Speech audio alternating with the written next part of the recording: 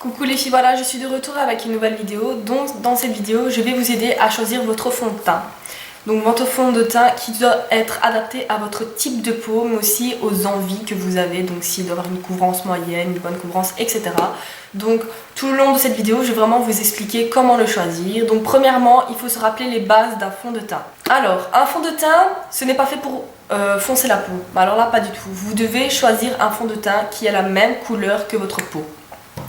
Donc c'est-à-dire un ton soit plus foncé ou un ton soit plus clair. Donc, on a tendance généralement à choisir un ton plus foncé pour avoir un teint plus allé, mais oubliez le fait que le fond de teint est là pour foncer votre peau, pas du tout. Donc contrairement à certains clichés, le fond de teint n'étouffe pas la peau, il l'encrasse pas, donc ça c'est vraiment, je vais pas mettre du fond de teint, je vais attraper des boutons, non, rien à voir, le fond de teint ne bouge pas les pores, mais alors là pas du tout, à condition qu'il soit bien appliqué. Donc le fond de teint, quand il est appliqué, il doit avoir l'effet d'une seconde peau, donc il ne doit pas avoir l'effet masque. Donc pour vous rappeler quels sont les rôles du fond de teint, donc les rôles du fond de teint, c'est d'unifier la peau, modifier la carnation, mais pas trop, camoufler les imperfections, accentuer ou estomper les reliefs du visage. Donc ça c'est déjà les 4 principales fonctions du fond de teint. Alors comment le choisir? Premièrement, un fond de teint, vous ne devez pas avoir du mal à l'appliquer. Il doit être vraiment facile d'application. Et de plus, il doit avoir une bonne adhérence. Donc il doit bien vraiment tenir sur sa peau. Et en bonus, si vous voulez un fond de teint qui sent bon, c'est encore mieux. Donc il y a 5 critères de choix. Donc la première, c'est de choisir la bonne teinte. Donc pour la couleur, il faut d'abord se rendre compte de la couleur de votre propre peau. Donc quand vous allez en parfumerie ou que sais-je, là où vous allez acheter votre fond de teint, si vous n'êtes pas expérimenté, demandez à une personne qui est là pour s'occuper de vous. Donc si maintenant la personne ne fait pas très attention à vous, donc elle vous donne carrément un fond de teint sans vous observer, laissez tomber, n'achetez pas le fond de teint, ça je vous le dis. Il faut vraiment être bien conseillé pour acheter un fond de teint. Donc la meilleure chose pour essayer un fond de teint, ce n'est pas du tout le poignet. Alors là pas du tout parce que c'est plus clair que votre carnation. Vous devez essayer le fond de teint juste ici. Donc sur le maxillaire qui est juste ici, c'est la teinte qui se rapproche le plus de la couleur du visage. Donc il faudra déterminer si votre peau a des sous-tons jaunes ou des sous-tons rosés. Ça, si vous savez le faire, c'est nickel. Maintenant si vous ne savez pas, il faut demander à une vendeuse pour savoir déterminer votre type de peau, enfin type de couleur de peau plutôt. Donc voilà, maintenant si vous avez un sous-ton rosé, évitez il y a 2 types de fond de teint. Donc il y a des fonds de teint où ils sont plus vers le rosé et des fonds de teint plus vers le beige pêche. Donc si vous avez une peau rosée, évitez le rose parce que ça va faire encore plus rose. Donc prenez quelque chose dans les tons pêche, beige. Pareil pour les tons jaunes. Donc si vous avez des sous-tons jaunes, optez plutôt pour un beige plus rosé. Donc quelque chose qui fera plus naturel et qui neutralisera le jaune de votre visage. Donc maintenant si vous avez la peau mate, assez bronzée, optez plutôt pour un beige abricoté. Donc vraiment dans les tons pêche, bien orange comme ça.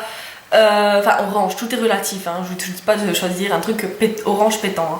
Mais c'est pour éviter un teint grisâtre. Donc le côté abricoté, oui ça se dit je pense, va relever la teinte de votre visage et va donner plus d'éclat, etc. Maintenant pour ce qui est des peaux noires, évitez de choisir un fond de teint trop clair par rapport à votre carnation car ça pourrait donner un effet plâtre. Donc pour les peaux noires, ce que moi je recommande c'est vraiment de choisir ton sur ton.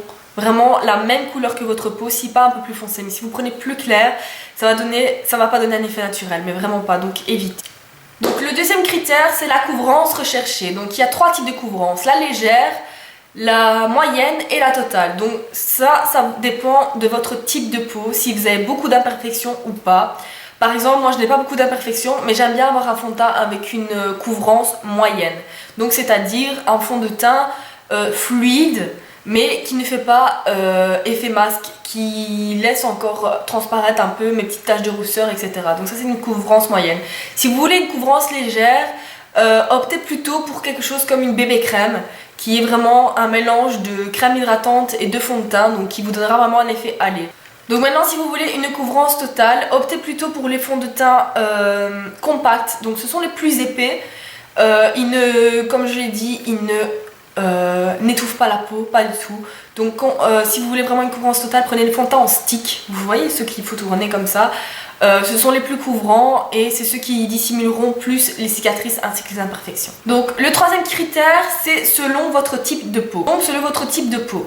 Si vous avez une peau mixte à grasse, évitez les fonds de teint contenant de l'huile. Donc choisissez plutôt un fond de teint matifiant. Si vous avez une peau sèche, choisissez plutôt un fond de teint qui illuminera votre visage et qui l'hydratera aussi, donc un fond de teint avec des propriétés hydratantes.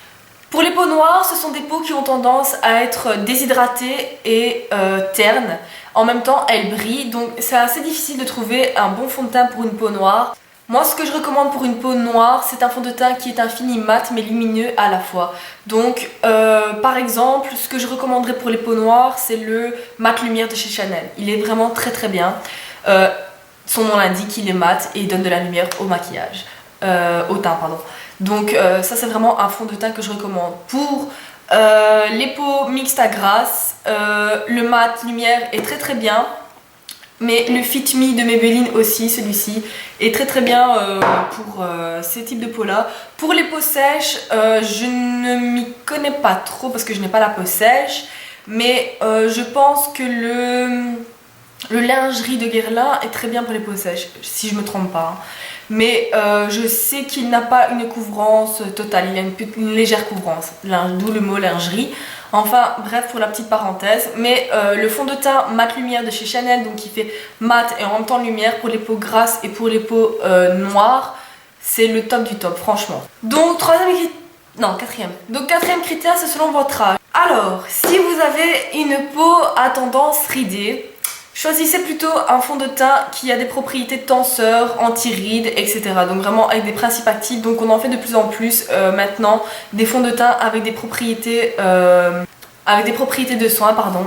Donc choisissez plutôt ce genre de fond de teint là si vous avez des rides, etc. Cinquième, la tenue. Donc si vous voulez qu'un fond de teint tienne, les filles, je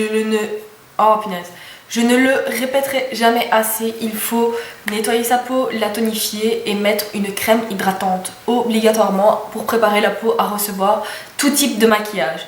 Donc quand vous avez appliqué votre fond de teint, tout ce qui est crème anti-cerne, blush, etc., tout ce qui est en crème, n'oubliez pas de le poudrer. Si vous ne poudrez pas votre fond de teint qui est fluide ou compact ou semi-fluide, tout ce que vous voulez, si vous ne poudrez pas un fond de teint, il ne tient pas. Et vous allez avoir les contours de la bouche qui vont être plus clairs, des taches, etc. C'est vraiment pas du tout esthétique. Si vous ne poudrez pas, ça ne tiendra pas. Et ne poudrez surtout pas avec quelque chose d'irisé comme les terres indiennes ou etc. Car ça donne vraiment, ça fait vraiment boule à facette, vous brillez de mille feux quand il y a du soleil, c'est vraiment horrible. Enfin bref, donc prenez une poudre mate comme ceci ou encore une poudre livre qui se présente comme ça. Qui sont très très bien pour poudrer un fond de teint. Donc alors quand vous savez tout ça et que vous avez choisi votre fond de teint, il faut savoir l'appliquer. Si vous l'appliquez avec vos doigts, faites très attention parce qu'on a tendance à en mettre beaucoup trop sur le visage et c'est pas du tout esthétique non plus. Vous avez soit la possibilité avec les petites éponges en latex, donc qui sont très très bien pour fondre le maquillage. Vous avez aussi ce genre de pinceau, donc pour l'appliquer partout, ils vont vraiment bien dans les petits coins, etc. Moi, ce que je préfère par-dessus tout pour étaler un fond de teint, ce sont ces genres de pinceaux, donc les duo fibres, qui sont des pinceaux de chez Sigma, qui sont vraiment terribles. Désolée, ils sont sales, je les ai utilisés, mais ils sont vraiment terribles, ils font vraiment un effet naturel. Donc voilà les filles, j'espère que cette vidéo vous aura aidé. En tout cas, si vous avez d'autres questions, n'hésitez pas à me les poster en commentaire. Je suis toujours là pour répondre à vos questions. C'est pour ça que je fais ma chaîne, pour vous aider. Donc n'hésitez absolument pas. Je pense que c'est tout. Donc je vais vous laisser et je vous dis à très bientôt. À très bientôt, punaise, pour une prochaine vidéo. J'aurais eu du mal à la filmer celle-là, franchement.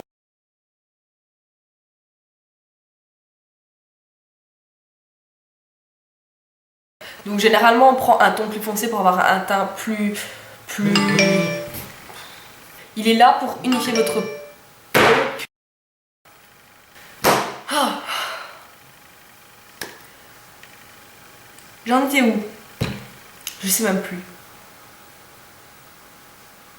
Donc le fond de teint quand il est appliqué... Donc le fond de teint, quand il est appliqué, il doit avoir l'illusion d'une seconde pour ne pas faire effet.